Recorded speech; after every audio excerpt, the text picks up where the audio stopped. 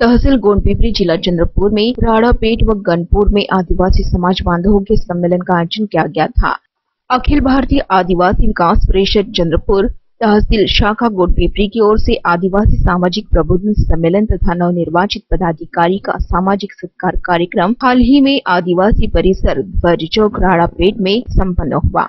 कार्यक्रम में उद्घाटक के तौर पर पालक मंत्री गढ़चिरौली तथा आदिवासी विकास मंत्री मुंबई अमरीश राव महाराज, अध्यक्ष के तौर पर केंद्रीय गृह राज्य मंत्री श्री हंसराज अहीर, विशेष अतिथि राजरा विधायक एडवोकेट संजय धोटे, इन मान्यवरों के साथ ही खुशहाल बुंडे, राजू घरोटे, अमर बुडलापार आदि मान्यवर कार्यक्रम में मौजूद थे।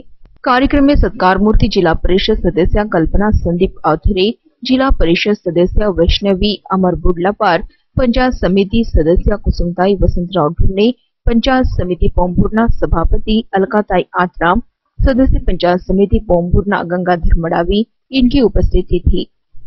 अतिथियों का आगमन होते ही पारंपरिक तरीके से तिलक लगाकर साथ ही लेझिम पथक बैंड पथक के साथ उनका शानदार स्वागत किया गया। मान्यवरों के हाथों महान स्मृतियों के तैलचित्र को पुष्पमाला अर्पण कर और दीप प्रज्वलन कर कार्यक्रम की शुरुआत की गई। कार्यक्रम दौरान नवनिर्वाचित जिला परिषद व पंचायत समिति सदस्यों का सत्कार किया गया। मान्यवरों के हाथों नवनिर्वाचित सदस्यों को शॉल, श्रीफल और पुष्पगुच्छ देकर सम्मानित किया गया। स्वागत समारोह बाद मान्यवरों ने मार्गदर्शन किया। देश के इतिहास में आदिवासी समाज का विशेष स्थान होकर समाज के अनेक ठोर योद्धाओं ने स्वातंत्र्य प्राप्त करने के लिए अमूल्य योगदान दिया है। इन सभी योद्धाओं की प्रेरणा लेते समाज की युवा पीढ़ी ने देश की सेवा का प्रण लेने की जरूरत है। आदिवासी समाज के विकास के लिए वर्तमान सरकार ने अनेक योजनाओं की शुरुआत की है। समाज में वन वैभव का सुविज्ञान होने से युवकों ने इस पर आधारित ऐसे स्वयं रोजगार करे, ऐसा आह्वान इस सम्मेलन के माध्यम से केंद्रीय गृह राज्य मंत्री श्री हंसराज अहीर ने किया। बाबासाहेबांनी देशाला संविधान दिलं, घटना दिली। आदिवासींपासून दलितांपासून सर्व बहुजन समाजाला सर्वांना समान अधिकार दिला। गरीब, श्रीमंत, मजूर, मालक, महिलांना, पुरुषांना सर्वांना मतांचा अधिकार दिल्यानं या देशामध्ये लोकशाहीचं महत्व वाढलं। लोकशाहीचं महत्व वाढवताना आपण मतदान केलं, लोक निवडून दिले।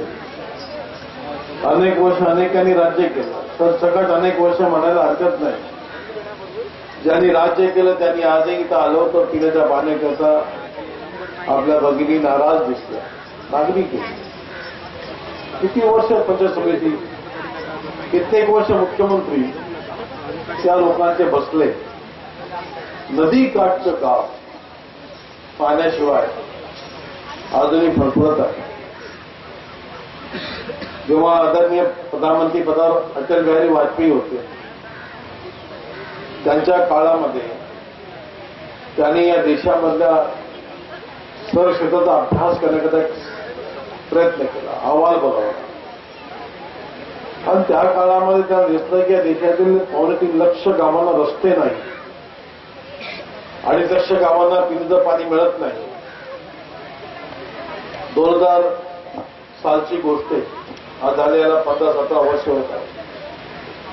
तेव्हा आदरणीय अटलजी प्रधानमंत्री असतानाचा हा प्रयोग आहे। आज त्यांनी या देशामध्ये कार्यक्रम दिले। हे 2 कार्यक्रम आहेत। एक पिण्याच्या पाण्याकरता जलस्वराज योजना दिली, ग्रामपंचायतीने 10% वर्गणी द्यायची, 90% पैसा केंद्र सरकार देईल आणि सरसकट देशातील 7 लाख गावांपैकी 2.5 लाख गावांना रस्ते नाही। एक गंभीर बाब त्यांना जेव्हा दिसते तर त्यांनी त्या काळामध्ये 60,000 कोटी रुपये दिले आणि योजना दिली। त्या योजनेचं नाव आहे प्रधानमंत्री ग्राम सडक योजना। 2 कार्यक्रमात नाही, अनेक कार्यक्रम दिले। म्हणून सडक गावाला नव्हती, 2.5 लाख गावांना पाणी मिळत नव्हतं आणि दुपारच्या वेळेस मुलांकरता मध्यान्ह भोजन योजना दिली प्रधानमंत्री असताना अटलजींनी।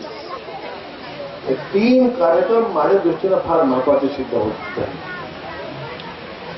कारण घरोनं न्याहारी नाश्ता न करता लेकरं शाळेमध्ये जात असताना उपाशी मुलं जाऊन शिकत होते, उपाशी घरी येत होते, हे त्यांना दिसलं. मग दुपारची खिचडी हा कार्यक्रम सुरू झाला. अनेक गावं शिल्लक आहेत. नवीन प्रधानमंत्री आले, नरेंद्र मोदी राज्यामध्ये मुख्यमंत्री बनले, देवेंद्र फडणवीसजी. आणि सुदैवानं का असेना आज अनेक वर्ष मी विरोधी खासदार बनलो. ही पहिली वेळ आहे मी सत्तेतला खासदार आणि आता मंत्री पण आहे. माझ्या कामांना सरकारची मदत भक्कम आहे. आता पहिल्यांदा आमदार बनले धोटेजी, त्यांनाही फार आनंद आहे या गोष्टीचा की सत्तेमधला आमदार आहेत ते. विरोधात असते तर आम्हाला अजून त्रास झाला असता. आता कामं करूया, आम्ही कामं करण्याकरता आता थोडंसं आम्हाला सोयी आहे, फंड आणण्याकरता मदत आहे आम्हाला. म्हणून गावातल्या पाण्याचा प्रश्नच नाही, अनेक प्रश्न सुटतील अशी आमची तयारी आमची आहे, ही स्थिती आहे आमची. म्हणून चांगल्या प्रधानमंत्र्याच्या नेतृत्वात जेव्हा प्रधानमंत्री म्हणाले की देशाची गरिबी मला संपवायची आहे, बेरोजगारी कमी करायची आहे, शेतीला न्याय द्यायचा आहे, शेतीचा विकास आणि शेतकऱ्यांचे हाल दोघांमध्ये लक्ष घालत आहे. गरिबी संपवणं हा तर संकल्प आहे. आदिवासी, दलित, बहुजन, तुम्ही पाहिलं असेल की अटलजींच्या काळामध्ये त्यांनी आदिवासी मंत्रालय स्थापन केलं. तुम्हाला माहित नसेल अनेकांना. अनेक वर्ष काँग्रेसच्या लोकांनी राज्य केलं देशावर. आदिवासी मंत्रालय नव्हतं तेव्हा, ते पहिल्यांदा बनलं आदिवासी मंत्रालय.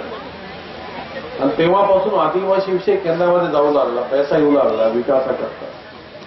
आणि काल परवा मुख्यमंत्री महोदयांनी महाराष्ट्रामध्ये सामाजिक न्याय मंत्रालयामध्ये एक नवीन मंत्रालय स्थापन केलं, ओबीसी मंत्रालय. आणि 3 दिवसापूर्वी लोकसभेमध्ये कॅबिनेटमध्ये निर्णय झाला की आता ओबीसीकरताही सरकारने एक आयोग स्थापन करण्याचा निर्णय घेतला, संवैधानिक अधिकारासाठी. हे जे विषय चालू झालेले आहेत त्या सर्व निर्णयातून, या योजनेतून आदिवासी, दलित, बहुजन वर्ग हा समोर जाणार आहे. आणि या कार्यातून मतांची कदर आणि किंमत ही सेवेतून चुकवायची असते.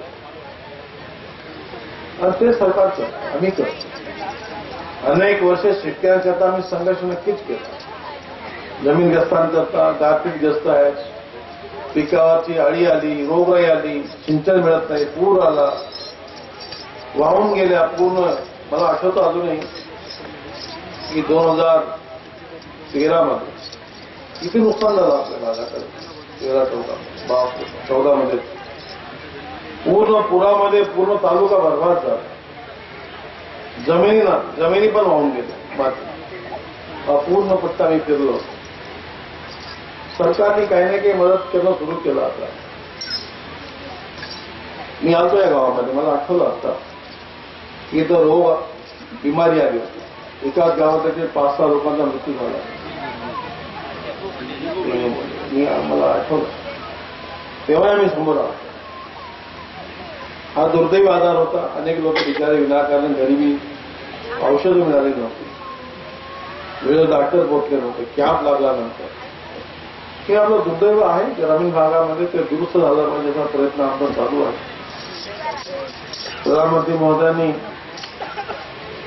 शेतकऱ्यांकरता किती चांगले कार्यक्रम केले. मी आता मंत्रालयामध्ये होतो, खतीला चर्चा मंत्रालयात असताना मी आता गंमत केली. आदरणीय मंत्री महोदय, आपणास गरिबांची जाण आहे. आपणास धन्यवाद देतो. क्षणाक्षणाला अर्थ असतो.